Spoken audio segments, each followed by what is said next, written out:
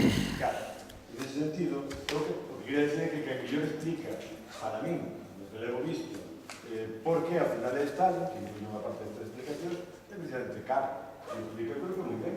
O explica justamente sin querer explicarlo, non vendo como vai ocurrindo no tempo. No, pero un pouco para ir pechando, o que quería decir era...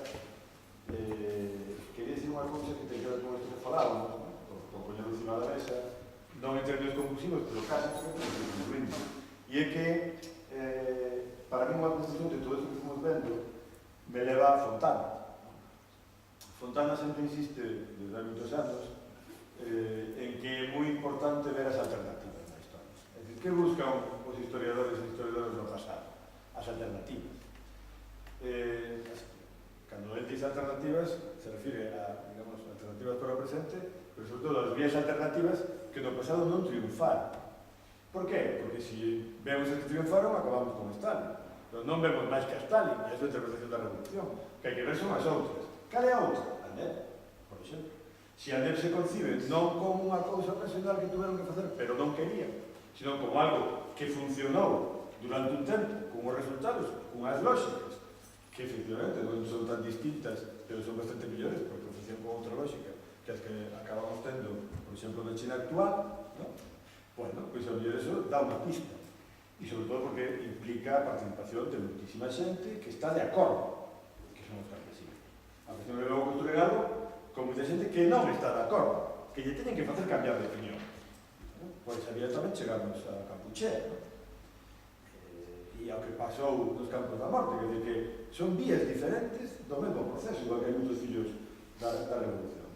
Non, hai algo que a mí personalmente me interesa bastante, que creí que trataría precisamente Julián, que non trata, que son os perdedores. Que son os perdedores? Pois aqueles que non solamente os que elegiron Stalin, sino os social revolucionarios, os populistas, os que concebían as mulleres, a Kolontai, que concebían unha posición diferente e que querían facer outra cousa, pero que non foron capaces de levarlo, que son os perdedores, colectiva e individualmente, ¿no? E logo eso, os camiños non seguidos. En términos colectivos, os perdedores, os kulaks. É dicir, liquidaron a todo o campesiñado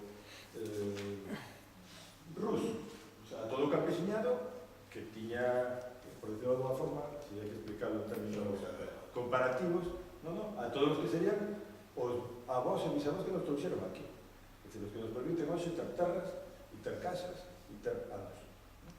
Galicia e moitos outros. A iso nos liquidaron, justamente en aras de un proceso de mecanización da agricultura, por certo, con tractores norteamericanos, e, bueno, unha cousa que hoxe hai que entender na súa complexidade, naquele momento. Perdedores, por un lado, por tanto, e camiños non seguidos. Seguro que eso, para mí... Bueno, é mellor que ler o libro de Julián Casanova, xa que Tito mencionou unha conferencia pronunciada por José Fontana en outubro de 2016 na Autónoma de Barcelona. Buscade en Google La Revolución Rusa y Nosotros. Esa é unha forma máis bonita de ver a revolución. 8 páxinas. E nos vemos... Isto é propaganda.